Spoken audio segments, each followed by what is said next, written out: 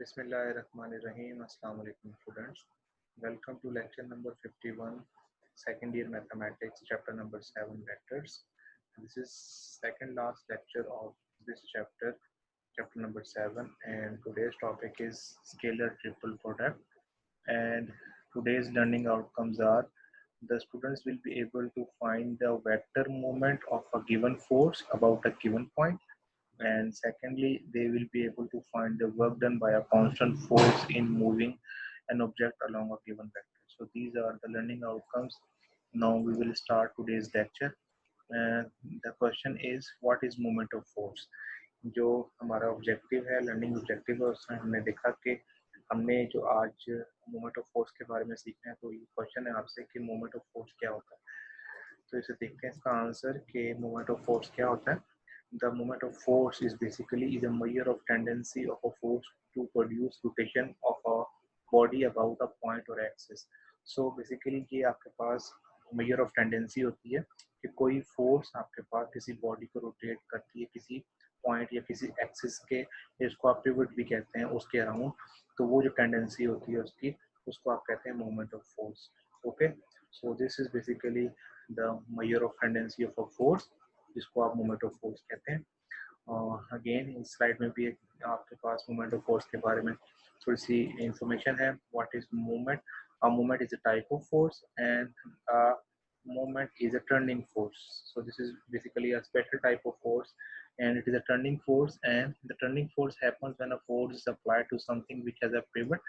So this is a pivot, this is a point where the body rotates, and this is a force applying on this body. Okay, तो ये आपके पास वो point है जहाँ पे body जिसके around body move करती है, जिसे आप एक्सिस कहते हैं, और ये आपके पास बॉडी है और यहाँ पे आपके पास फोर्स लग रही है, तो ये बॉडी इस तरह मूव करेगी आपके पास। ओके, इस पॉइंट के अबाउट ये जो आपके पास ये पिवट्स को आपने कहा है, इस पॉइंट के जो है वो अराउंड जो है ये रिवॉल्व करेगी, रोटेट करेगी। So the moment of force with respect to the line of perpendicular to the plane containing the force is, so ये कैसे find करते हैं हम? It is basically the product of the force and the perpendicular distance from the force and the line of moment of axis. Okay, so this is basically जो आपके पास moment of force होता है वो आप कैसे कैलकुलेट करते हैं? force into perpendicular distance जो आपके पास होता है, जो आप जो डिस्टेंस जहाँ पे फोर्स लग रही होती है और जिसके पॉइंट के अबाउट जो आपके पास मूव कर रही होती है बॉडी, वहां से लेके और जहाँ फोर्स लग रही होती है उसका जो डिस्टेंस होता है वो परपेंडिकुलर डिस्टेंस आप लेते हैं। ये आपके पास फोर्स लग रही है और ये आपके पास जो है ये आपके पास 90 एंगल बन रहा है, और ये डिस्टेंस बेसिकली इस पिवट पॉइंट से लेके इस पॉइंट तक आपका सारा डिस्टेंस जो है जो आप कैलकुलेट करते हैं, और इन दोनों को आप मल्टीप्लाई करते हैं तो बेसिकली ये आपके पास m नॉट है, जिसको आप मोमेंट ऑफ फोर्स कह रहे हैं, is equal to f cross d। Means कि ये आपके पास क्रॉस प्रोडक्ट होता है किस चीज़ का? आपके पास जो फोर्स अप्लाई हो रही होती है और जो परपेंडिकुलर डिस्टेंस होता है आपके पास, उन दोनों का क्रॉस प्रोडक्ट जो होता है वो आपके पास क्या कहलाता है? Moment of force. ये इस डायग्राम में भी आप देख सकते हैं। This is basically your pivot point और the point where the body rotates, और ये आपके पास डिस्टेंस है, ये परपेंडिकुलर डिस्टेंस है, आपके पास ये फोर्स यहाँ पे लग रही है। दिस इज योर फोर्स, इस पॉइंट ऑफ फोर्स लग रही है। तो परपेंडिकुलर डिस्टेंस बेसिकली क्या है? ये जो डिस्टेंस आपके पास यहाँ से लेके यहाँ तक जो डिस्टेंस है आपके पास, दिस इज परपेंडिकुलर डिस्टेंस, जो फोर्स और उस पॉइंट के जो आपके पास जिसके अराउंड जो बॉडी मूव करती है वो दोनों जो आपके पास होता है 90 एंगल फॉर्म हो रहा होता है। दिस परपेंडिकुलर डिस्टेंस जो आप वो लेते हैं और यहाँ से शो किया हुआ बेसिकली ये आपके पास परपेंडिकुलर डिस्टेंस है। So this is basically D, और जो फोर्स आपके पास अप्लाई हो रही होती है इसके ऊपर ये, और आपके पास इन दोनों क्रॉस प्रोडक्ट ले तो आपके पास क्या आता है? मोमेंट ऑफ फोर्स आता है। और ये पॉइंट जहाँ पे फोर्स अप्लाई हो रही है उसको भी आप एक इम्पोर्टेंट नाम देते हैं कि जहाँ पे फोर्स अप्लाई हो रही है। तो ये देखें, ये आपके पास वो पॉइंट है जहाँ पे बॉडी मूव कर रही है, this is yellow part, but the force is acting here. ये आपके यहाँ पे फोर्स जो आपके पास एक ग्रीन वेक्टर शो किया हुआ है, यहाँ फोर्स एक्ट हो रही है।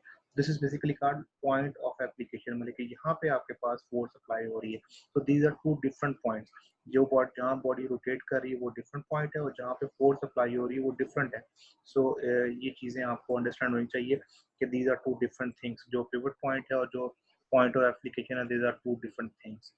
सो now again ये आपके पास मूवमेंट ऑफ फोर्स के बारे में अगेन आपके पास क्या है, ये कैलकुलेट कैसे करते हैं मूवमेंट ऑफ फोर्स। आप मूवमेंट ऑफ फोर्स कैलकुलेट करते हैं बेसिकली आर क्रॉस एफ, जो आर आपके पास जो परपेंडिकुलर डिस्टेंस है और जो एफ है वो फोर्स जो अप्लाई होती है। तो बेसिकली ये आपके पास जो जिस पॉइंट पे अप्लाई होती है उसको आप एप्लीकेशन ऑफ फोर्स कहते हैं कि उस पॉइंट पे जहाँ पे फोर्स अप्लाई होती है। और आर बेसिकली आपके पास परपेंडिकुलर डिस्टेंस है from the point of rotation to the force जहाँ पे फोर्स अप्लाई हो रही होती है। तो ये आपके पास अगेन इंफॉर्मेशन थी अबाउट मूवमेंट ऑफ फोर्स के बारे में। सिमिलरली इस स्लाइड में भी आपके पास मूवमेंट ऑफ फोर्स के बारे में इंफॉर्मेशन है। The turning effect of the force about a point is called movement of force about that point. Okay, so एक पॉइंट के अबाउट जो है जो हमारे पास टर्निंग इफेक्ट है किसी भी बॉडी का, जब उसे फोर्स अप्लाई होती है उसको हम मूवमेंट ऑफ फोर्स कहते हैं। अब आप देख सकते हैं ये बेसिकली ये पॉइंट है जिसके अराउंड जो है बॉडी ने मूव करना है या रोटेट करना है। Okay, so this is the force, यहाँ पे फोर्स अप्लाई हो रही है पॉइंट पी, ये आपके पास फोर्स अप्लाई हो रही है। और जो फोर्स अप्लाई हो रही है अब यहाँ से आपके पास जो डिस्टेंस है आपके पास ये जो हमने डिस्टेंस का है, ये परपेंडिकुलर डिस्टेंस जो का है इन दोनों के दरमियान आपके पास 90 एंगल बंद हो रहा है। If a force F acts on a body at a point P and rotates the body about the position or at the point O, और बॉडी इस पॉइंट के अराउंड रोटेट कर रही है, then the moment of force about O, तो इस point के about जो हम मोमेंट ऑफ फोर्स कैलकुलेट करेंगे m वेक्टर जो होगा आपके पास वो बेसिकली r क्रॉस f, मान लीजिए r आपके पास जो परपेंडिकुलर डिस्टेंस है इनटू जो फोर्स का वेक्टर, इन दोनों क्रॉस प्रोडक्ट लेंगे तो आपके पास क्या आ जाएगा, मोमेंट ऑफ फोर्स आ जाएगा। और ये बेसिकली जो पॉइंट पी है इसको आप कहते हैं पॉइंट ऑफ एप्लीकेशन कहते हैं, मतलब कि जहाँ पे आपके पास जिस पॉइंट के ऊपर फोर्स अप्लाई हो रही होती है। और ये आपके पास जहाँ पे पॉइंट चाहिए वो पॉइंट है जहाँ पे जिस पॉइंट के अबाउट बॉडी रोटेट कर रही है, और ये पॉइंट है जहाँ पे फोर्स अप्लाई हो रही है। So this is about moment of force. और वन थिंग मोर, हम ये चीज़ डिस्कस कर चुके हैं पहले कि अगर हमने एक वेक्टर फाइंड करना हो, एक यूनिट वेक्टर फाइंड करना हो इन the direction of another vector, तो उसका क्या मेथड होता है। ये बेसिकली हमने एक क्वेश्चन में इस चीज़ को यूज़ करना है, तो हम इसको रिकॉल कर रहे हैं कि बेसिकली कोई भी अगर आपके पास एक वेक्टर हो और उसकी डायरेक्शन के अंदर आपने सेम या उसके पैरेलल डायरेक्शन के अंदर आपने कोई यूनिट वेक्टर फाइंड करना हो, तो उसका क्या मेथड होता है कि आप क्या करते हैं, जो वेक्टर गिवन होता है अगर आप उसको उसके मैग्नीट्यूड से डिवाइड कर दें, तो बेसिकली जो आपके पास रिजल्ट आता है वो आपके पास एक ऐसा यूनिट वेक्टर आता है जो कि बेसिकली उसी वेक्टर के डायरेक्शन के अलोंग होता है। तो बेसिकली यहाँ पे देख सकते हैं आप कि vector u is called a unit vector. आपके पास एक वेक्टर u है जो आपके पास यूनिट वेक्टर है, इसका मैग्नीट्यूड 1 है। Now we find a unit vector u in the direction of any given vector v। आपके पास कोई भी वेक्टर आपके पास v गिवन है, उसकी डायरेक्शन के अंदर आप एक u vector unit vector find करना चाहते हैं। वो कैसे फाइंड करेंगे, आप इस वेक्टर v को लेंगे और इस वेक्टर v को अगर मैं उसके मैग्नीट्यूड से डिवाइड कर दूं तो बेसिकली मेरे पास एक यूनिट वेक्टर आ जाएगा। और ये यूनिट वेक्टर होगा बेसिकली, इसको हम कह देंगे कि ये यूनिट वेक्टर बेसिकली u है और ये वो वेक्टर है जो कि बेसिकली इस गिवन वेक्टर के डायरेक्शन में है। ठीक है, और अगर ये सेम आपके पास साइन होगा तो उसका मतलब है वो अब सेम डायरेक्शन में, अगर नेगेटिव साइन होगा तो उसका मतलब है वो ऑपोजिट डायरेक्शन में। तो यहाँ से हम ये बेसिकली क्या करते हैं, एक यूनिट वेक्टर फाइंड करते हैं इन the direction of given vector. इसी चीज को हमने यूज करना है अपने क्वेश्चंस के अंदर। आपके पास जो हमारे क्वेश्चन आज का टारगेट हमारा ये है कि हमने एक्सरसाइज 7.5 में क्वेश्चन नंबर 10, 11 एंड 12 को डिस्कस करना है। तो हम स्टार्ट करते हैं। सबसे पहले जो हमारे पास क्वेश्चन नंबर 10 है वो हमारा वर्क डन से रिलेटेड है। जैसे हमने लास्ट लेक्चर में वर्क डन को डिस्कस किया, ये भी आपके पास वर्क डन से रिलेटेड है। और क्वेश्चन नंबर 11 और 12 जो है आपके पास, उसमें आपने क्या करना है, उसमें हमने मूवमेंट ऑफ जो है फोर्स जो अभी हमने डिस्कस किया कि वो आपके पास टर्निंग जो आपके पास है, जो आपके पास turning tendency of a force है वो हमने फाइंड करनी है। मोमेंट ऑफ फोर्स वो हमने फाइंड करना है क्वेश्चन नंबर 11 और 12 में। तो हम इसको देखते हैं बेटा इन क्वेश्चंस को। सबसे पहले हम क्वेश्चन नंबर 10 करने जा रहे हैं। क्वेश्चन नंबर 10 की स्टेटमेंट देखते हैं क्या कह रहा है। कहता है फोर्स ऑफ मैग्नीट्यूड 6 यूनिट्स। अब यहाँ पे आपको फोर्स दी है लेकिन उसका मैग्नीट्यूड दिया है, वो बता रहा है कि उसकी मैग्नीट्यूड 6 यूनिट्स है acting parallel to a given vector. एक वेक्टर है उसके पैरेलल एक्ट कर रहा है वो। ओके, तो यहाँ पे आपके पास जो फोर्स का वेक्टर है वो गिवन नहीं है, बल्कि आपको इन्फॉर्मेशन जो गिवन है कि उसका मैग्नीट्यूड 6 है जो फोर्स का वेक्टर है, और वो एक्ट कर रहा है एक वेक्टर के पैरेलल। और वेक्टर वो जो वेक्टर दिया हुआ है जिसके अलोंग वो पैरेलल वेक्ट कर रहा है, वो वेक्टर की वैल्यू उसने दी हुई है। और displace the point of application from this point two this, मतलब कि वो बॉडी को डिस्प्लेस करता है दिस पॉइंट ए से लेट कर यहाँ पे पास ये ए है पॉइंट है और ये आपके पास बी पॉइंट है, तो ए से बी को डिस्प्लेस करता है इस जो फोर्स अप्लाई करता है। तो बेसिकली हमने क्या करना है, वर्क डन फाइंड करना। तो ये जो ए बी है, इसे तो हम क्या करेंगे, ए बी को यूज करते हुए हम जो है डिस्प्लेसमेंट फाइंड कर लेंगे, कितना डिस्प्लेसमेंट है, जो डिस्प्लेसमेंट वेक्टर वो यहाँ से हम फाइंड कर लेंगे। अब जो हमारे पास सेकंड चीज है वो हमने फोर्स कैलकुलेट करनी है। अब यहाँ फोर्स जो है वो डायरेक्टली हमें गिवन नहीं है। वो एक तो फोर्स की क्या इन्फॉर्मेशन गिवन है कि उसका मैग्नीट्यूड 6 यूनिट है, और साथ में ये इन्फॉर्मेशन गिवन है कि वो पैरेलल है इस वेक्टर के 2i माइनस 2j प्लस के। तो अभी हमने देखा कि अगर हमने फोर्स का वेक्टर फाइंड करना है इस गिवन वेक्टर के जो पैरेलल हो, तो बेसिकली हम क्या करते हैं, हम सबसे पहले जो गिवन वेक्टर होगा, ये जो आपके पास 2i माइनस 2j प्लस के है, इसका हम यूनिट वेक्टर फाइंड करते हैं कि ये इसका यूनिट वेक्टर क्या है।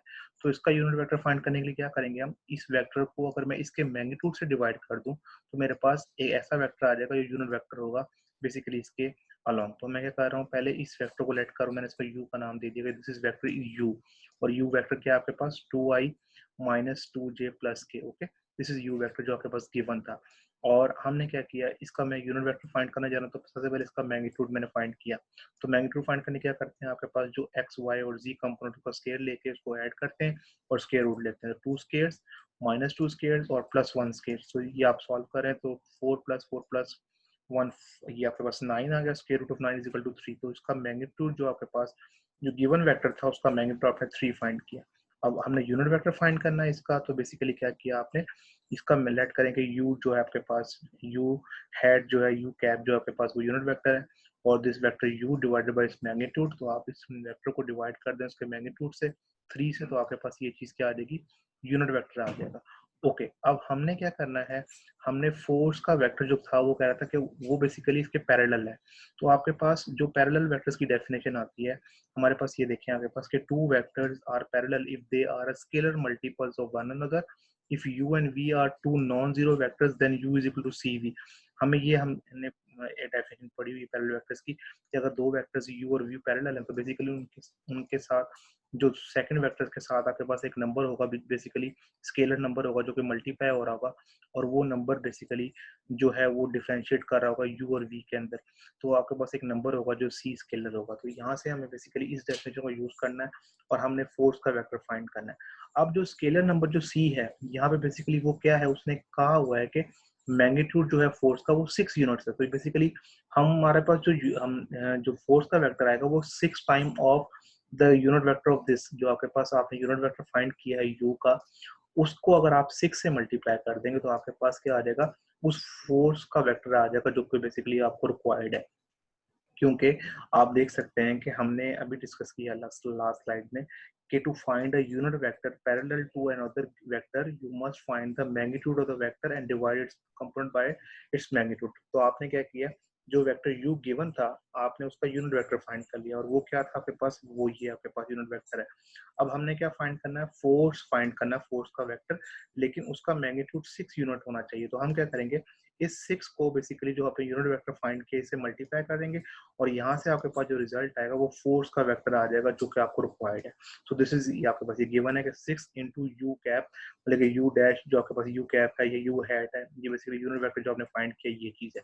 तो आपने ये वेक्टर यहाँ पे लिखा और उसको 6 से मल्टीप्लाई किया, तो इसके नीचे आपके पास 3 है, तो 3 और 6 आपके पास कैंसिल आउट हो गए, तो आपके पास 2 आ गए यहाँ पे। तो 2 को आप इस वेक्टर से मल्टीप्लाई करें, 2 टू 4 माइनस 4j और प्लस 2 के, तो आपके पास ये जो रिजल्ट आएगा 4i माइनस 4j प्लस 2 के, ये आपके पास वो रिक्वायर्ड फोर्स का वेक्टर जो हमें चाहिए था, जो बेसिकली उस पॉइंट जो उस बॉडी पे लग रही है फोर्स, वो ये चीज है। तो हमने क्या किया, गिवन इंफॉर्मेशन को यूज करते हुए कि जो फोर्स है उसका मैग्नीट्यूड 6 यूनिट्स है और वो पैरेलल है एक गिवन वेक्टर के, तो हमने जो गिवन वेक्टर था पहले उसका यूनिट वेक्टर फाइंड किया, वो उस यूनिट वेक्टर को हमने 6 जो आपके पास रिक्वायर्ड मैग्नीट्यूड था उससे मल्टीप्लाई किया, तो आपके पास जो है रिक्वायर्ड फोर्स का वेक्टर आ गया जो हमें चाहिए था। अब आपके पास फोर्स आ गया, अब आपने डिस्प्लेसमेंट निकालनी है। आपके पास 2 पॉइंट्स ए बी गिवन है। ओके, तो ए बी पॉइंट्स क्या करेंगे आप, पोजीशन वेक्टर ऑफ बी में से पोजीशन वेक्टर ए माइनस करेंगे। सो दिस इज बाय जो आपके पास x कंपोनेंट में से x कंपोनेंट माइनस होगा, z y में से y और z में से z। तो आप जब इसको सॉल्व करेंगे तो आपके पास क्या आ जाएगा, 4i प्लस j +4 के। यहाँ देख सकते हैं आप जो आपके पास पॉइंट्स हैं जो ए बी और जो आपके पास गिवन है, सो दिस इज बी, तो 5 - 1 ये आपके पास 4 आ जाएगा, 3 - 2 आपके पास ये भी 1 आ जाएगा, और 7 - 3 4, so you will get this 4i plus j और 4 के, ये आपके पास डिस्प्लेसमेंट का वेक्टर आ गया। अब वर्क डन आपको पता है, work done is equal to 4 into force dot product displacement, तो ये फोर्स और डिस्प्लेसमेंट का डॉट प्रोडक्ट है, डॉट प्रोडक्ट में आप फोर्स का वेक्टर लिखा आपने जो ये फाइंड किया आपने, और ये डिस्प्लेसमेंट का वेक्टर आपने लिखा। अब आपके पास जो डॉट प्रोडक्ट होता है आई वाला पार्ट, आई से मल्टीप्लाई 4 इंटू 4 16, -4 इंटू 1 -4, और +2 इंटू 4 +8, और जब इसको सॉल्व करें 16 - 4 +8 तो आपके पास 20 आंसर आ रहा है। और ये बेसिकली वर्क डन है, इसका यूनिट्स आपके पास जाउल है या न्यूटन मीटर है, तो ये बेसिकली आपके पास वर्क डन है जो कि हमने फाइंड करनी थी।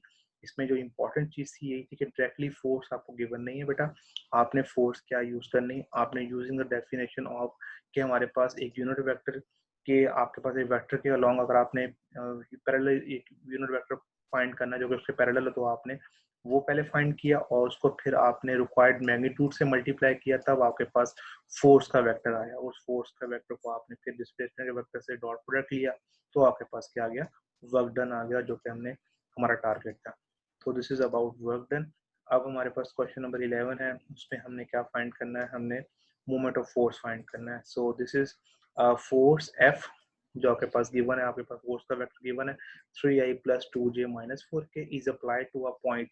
अब ये आपके पास पॉइंट है जिसपे वो अप्लाइड हो रहा है, दिस इज बेसिकली जो मैं आपको समझा रहा था कि this is point of application के, इस पॉइंट के ऊपर फोर्स अप्लाई हो रही है, ठीक है।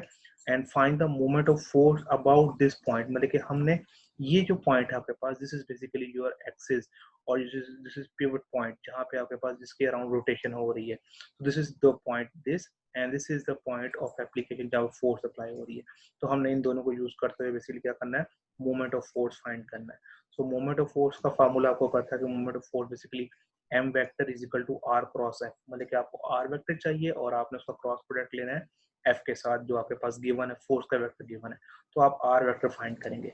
अब ये डायग्राम आप देख सकते हैं कि बेसिकली ये आपके पास पॉइंट b है, ये पॉइंट b हमने कौन सा लिया, ये वाला जो आपके पास 2 - 1, और आपके पास क्या है, दिस इज पॉइंट 2 - 1 और 3, मैंने इसको b का नाम दे दिया है। और जो आपके पास फर्स्ट पॉइंट है जिसपे आपका फोर्स लग रही है, this is a point, this is a point is point of application, this is 1 - 1 and 2, this is basically point of application where phase force is applied, और ये force आपकी लग रही है, इस force का वेक्टर गिवन है।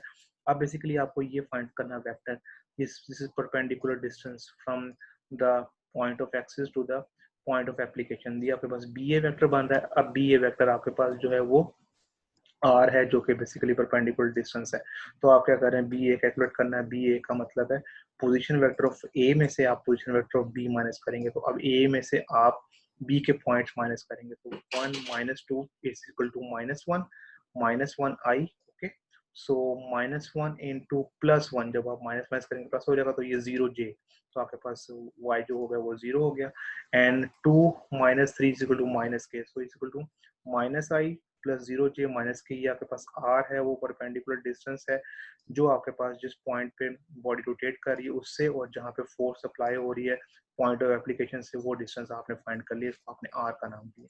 अब आपने मोमेंट ऑफ फोर्स मालूम करनी है, तो moment of force m vector is equal to r cross f, और r क्रॉस s का आपको पता है कि क्रॉस प्रोडक्ट कैसे फाइंड करते हैं, using determinant.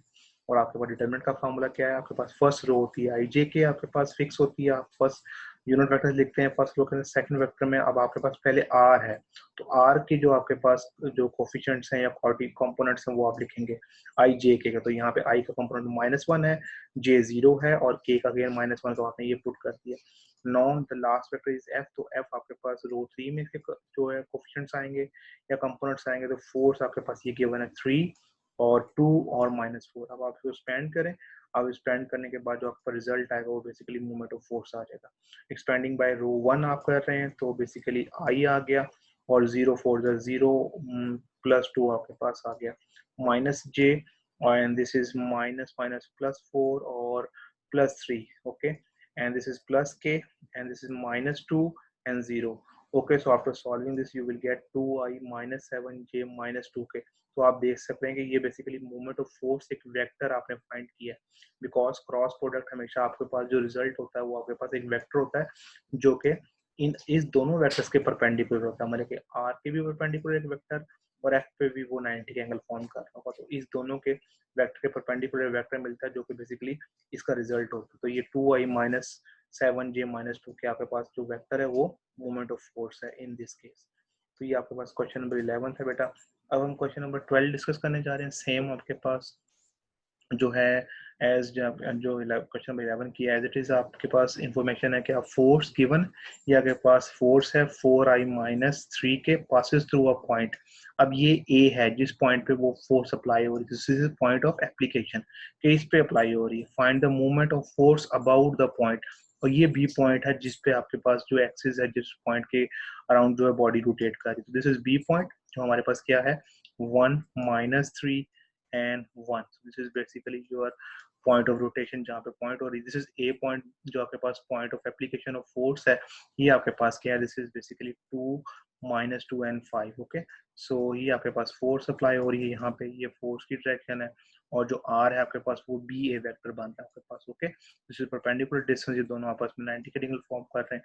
so by using this you can say that BA vector आप कैसे फाइंड करेंगे, position vector of A minus position vector of B, और after solving on the same line just like the previous question आप ये R जो vector find करेंगे this is I plus J plus 4k, और आपके पास जो force का vector already given है 4i minus 3k, मतलब इसमें J जो आपके पास कंपोनेंट है वो 0 है। सो R जो मोमेंट ऑफ फोर्स है M is equal to R cross F, और आपके पास फर्स्ट जो है using determinant formula first row is your IJK and second row basically the components of R vector, as is R vector is I1 1 and plus 4, and the force vector is, you will write the components of force vector in third row, this is 4 0 and minus 3, and when you expand this by row 1 when you expand this you will get the answer minus 3i plus 19j minus 4k. This is your moment of force vector. M vector is basically your moment of force which is perpendicular to both R and F. So this is how to calculate the moment of force by using force and the displacement vector or distance vector, perpendicular distance from the point of rotation to the point of application where force is applied. So the practice work is example number 5 and 6 is your homework. You will try these examples at home, and now we will discuss some applications of vectors and especially the moment of force. अब हम एक video देखते हैं जिसमें आपके पास moment of force के बारे में आपको बताया गया है।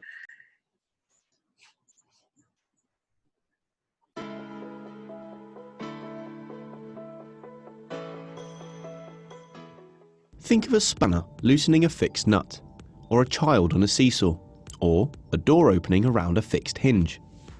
All of these things are connected by something called moments. A moment is the turning force around a fixed pivot. The pivot is the nut, or the middle of the seesaw, or the hinge. We can have one moment acting, which results in a turning force. Or if something is balanced or in equilibrium, the moments are equal and opposite. To be balanced, this lighter child needs to sit further away from the pivot, and the heavier child needs to be closer. This is because the size of a moment is determined by the force and a distance. So the moments of the lighter person is 500 newtons multiplied by 2 meters, 1000 newton meters. And the heavier person is 1000 times 1 meter to also give 1000 newton meters. They're perfectly balanced on their seesaw. Did you notice that moments are measured in Newton meters, Nm, because force is measured in newtons, N, and distance in meters? Note that the distance must be the perpendicular distance from the pivot to force. Here's another example. Can you work out what moments the woman is applying to tighten the wheel nut? Pause the video and work it out. Did you get 3 Newton meters? Were you careful to change the 30 centimeters into meters? We can also place this formula into a formula triangle. Force equals moments divided by distance. Distance equals moments divided by force. And moments, as we already know, is force times distance. Here are 2 more questions for you to try. Pause the video and work them out. Did you get both questions right? For this seesaw, we do actually say clockwise moments and anti-clockwise moments. And for something to be balanced, the clockwise and anti-clockwise moments must be equal. So there we have moments. They're measured in Newton meters and are the force multiplied by the perpendicular distance. So this is about today's lecture बेटा. इसमें आज हमने क्या सीखा है कि moment vector जो है आपके पास वो कैसे फाइंड करते हैं, मोमेंट ऑफ फोर्स कैसे फाइंड करते हैं जब आपके पास फोर्स और आपके पास परपेंडिकुलर डिस्टेंस गिवन होता है. सिमिलरली हमने देखा कि हम वर्क डन जो है वो कैसे फाइंड करते हैं जब आपके पास फोर्स और आपके पास डिस्प्लेसमेंट वेक्टर गिवन हो. सो आई होप कि आपके जो हमने आज जो बातें की आपको समझ आई होंगी, और अगर आपको कोई क्यूरीज होगी तो आप लाजमी से शेयर करें. इंशाल्लाह नेक्स्ट लेक्चर में आपसे मुलाकात होगी. अपना ख्याल रखिएगा. अल्लाह हाफिज़.